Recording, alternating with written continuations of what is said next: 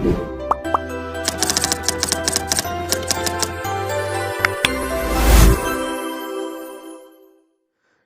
दोस्तों, स्वागत है आप सभी के मेरे इस चैनल पर। तो चलिए दोस्तों, आज आपके लिए एक बहुत ही महत्वपूर्ण जानकारी लेकर उपस्थित हुआ हूं। दोस्तों, अभी शिक्षक की लगभग 12,489 पदों पर भर्ती होने वाली है। तो इस पदों पर जो भर्ती होगी दोस्तों, उसमें विभिन्न पद निकलेंगे, जैसे सहायक शिक्षक के, व्याख्याता के, शिक्षक के। तो इन पदों के लिए जो शैक्षिक अर्हता होती है वो क्या क्या होती है और कौन कौन सी शैक्षिक अर्हता हमको रखनी है जिससे कि हम पात्र हो सके इन पदों पर। तो चलिए दोस्तों, विस्तार से इस विषय में हम जानते हैं। तो देखिए दोस्तों, जो 12,489 पदों पर भर्ती होने वाली है, तो पहले बात करेंगे हिंदी माध्यम की जो शैक्षणिक योग्यता है। तो इसमें जो पहला जो पद आएगा व्याख्याता का रहेगा दोस्तों, दूसरा रहेगा शिक्षक का, तीसरा सहायक शिक्षक वर्ग 3 का, चौथा है जो सहायक शिक्षक विज्ञान प्रयोगशाला का। तो इन पदों की आने की संभावना है। और तो इन पदों की जो शैक्षणिक अर्हता होती है क्या होती है और क्या क्या हमको जो हमारी जो शैक्षणिक योग्यता है होनी चाहिए, इसके बारे में हम डिटेल में जानेंगे। तो चलिए बढ़ते हैं। तो दोस्तों, शैक्षणिक अर्हता के बारे में जानने से पहले मैं ये बताऊंगा, ये जो मैं नियम लिया हूँ वो शिक्षक भर्ती 2019 से लिया हूँ। शिक्षक भर्ती 2019 में जो शैक्षणिक अर्हता मांगा गया था उसी के अनुसार मैं आपको बताने जा रहा हूँ। और ये उम्मीद है कि आगे भी जो शिक्षक भर्ती 2022 होगा उसमें भी यही शैक्षणिक अर्हता होगी, और थोड़ा बहुत चेंज होगा वो अलग बात है, बाकी यही शैक्षणिक अर्हता होने की पूर्ण संभावना है। तो चलिए दोस्तों, एक एक करके पद के अनुसार में हम जानते हैं कि किस पद में कौन सी शैक्षणिक अर्हता हमको रखना अनिवार्य है। तो देखिए दोस्तों, जो पहला पद है सहायक शिक्षक, इसके लिए हमारे पास कौन सी क्वालिफिकेशन होनी चाहिए तो उसको देखते हैं।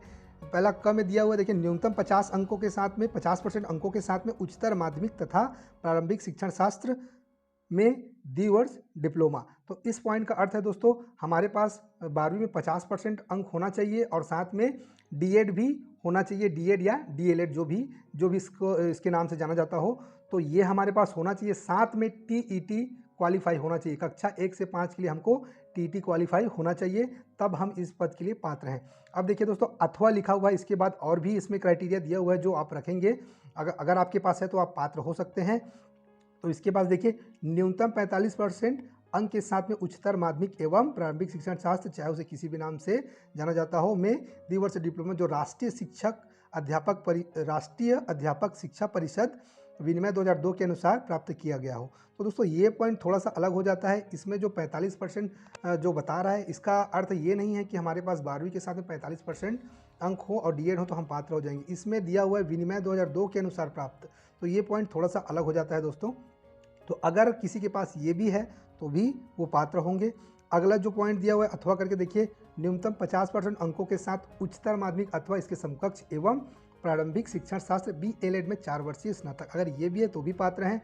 न्यूनतम 50% अंकों के साथ उच्चतर माध्यमिक अथवा इसके समकक्ष तथा प्रारंभिक शिक्षण शास्त्र विशेष शिक्षण शास्त्र में द्विवर्ष डिप्लोमा, तो यहाँ भी कहने का अर्थ वही है। अगर ये भी अगर आपके पास है तो भी आप इसमें पात्र हैं बिल्कुल। उसके बाद देखिए दोस्तों, एक ये पॉइंट जो है वो बहुत इंपॉर्टेंट है, स्नातक तथा प्रारंभिक शिक्षण शास्त्र, चाहे उसे किसी भी नाम से जाना जाता हो, ये द्विवर्ष डिप्लोमा। तो देखिए दोस्तों, अगर आपके पास मान लो 12वीं में 50% से कम है, लेकिन आपके पास स्नातक है और आपने डीएड या डीएलएड किया हुआ है, तो भी आप पात्र हैं। स्नातक में ना परसेंट देखा जाएगा, ना 12वीं में परसेंट देखा जाएगा। इसमें ना स्नातक में परसेंट देखा जाएगा, ना ही 12वीं में। तो अगर आप स्नातक हैं और डीएड है तो आप इस पद के लिए पात्र होंगे।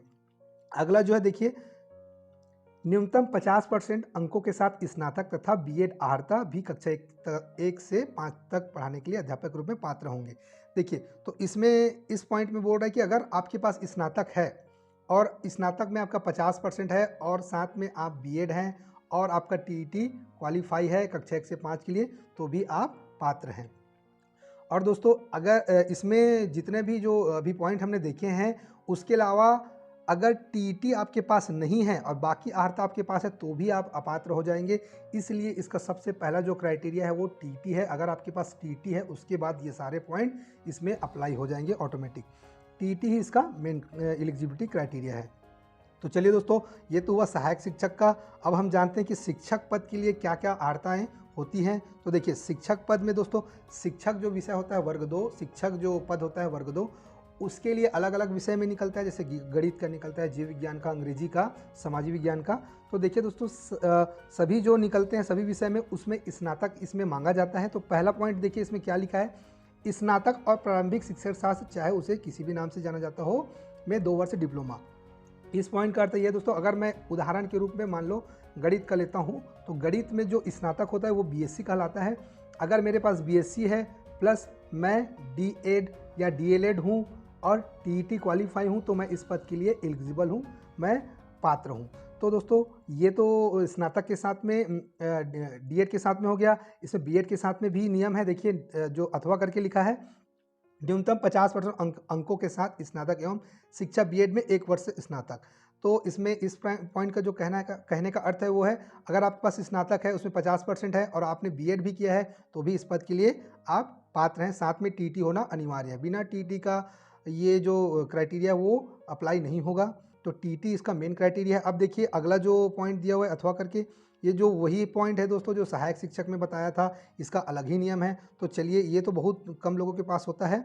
अगला पॉइंट देखते हैं हम सीधा, न्यूनतम 50% अंकों के साथ उच्चतर माध्यमिक अथवा इसके समकक्ष एवं 4 वर्षीय बीए, बीएससी एड या बीए एड, बीएससी डीएड ये आपके पास अगर हैं तो भी आप क्या हैं, पात्र हैं इस पद के लिए। और साथ में टीटी होना भी अनिवार्य है। न्यूनतम, अब देखिए अथवा करके लिखा है, न्यूनतम 50% अंकों के साथ स्नातक अथवा तथा 1 वर्ष बीएड।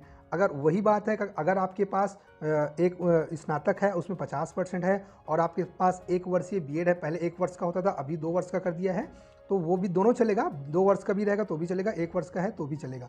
तो अगर है आपके पास और टीटी क्वालिफाई हैं तो भी आप इस पद के लिए पात्र हैं।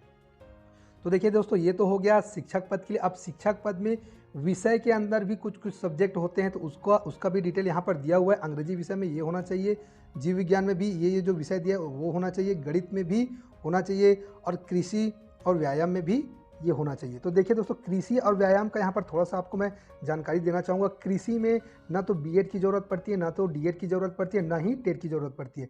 कृषि में सिंपल जो विषय है, जो स्नातक है कृषि में, वो ही इसमें पात्र होंगे।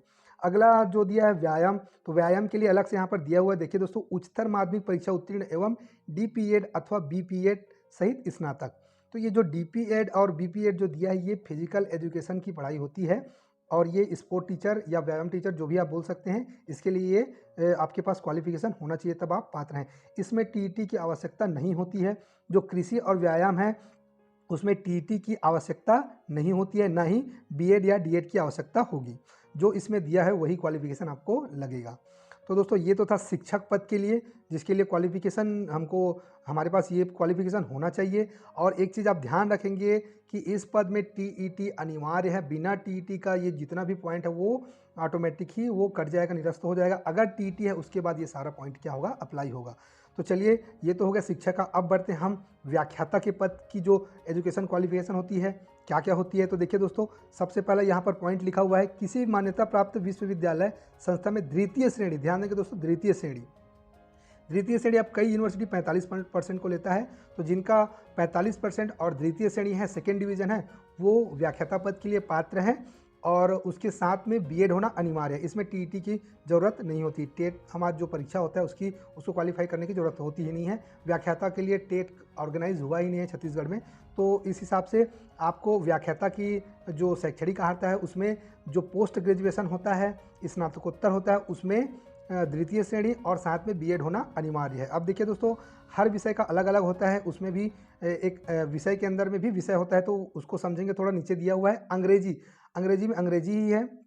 भौतिकी में देखिए भौतिकी है, इलेक्ट्रॉनिक्स है, अप्लाइड भौतिकी है, न्यूक्लियर भौतिकी है, ये सब इस जो व्याख्याता पद के लिए अप्लाई कर सकते हैं। भौतिक जो विषय आएगा पद उसके लिए।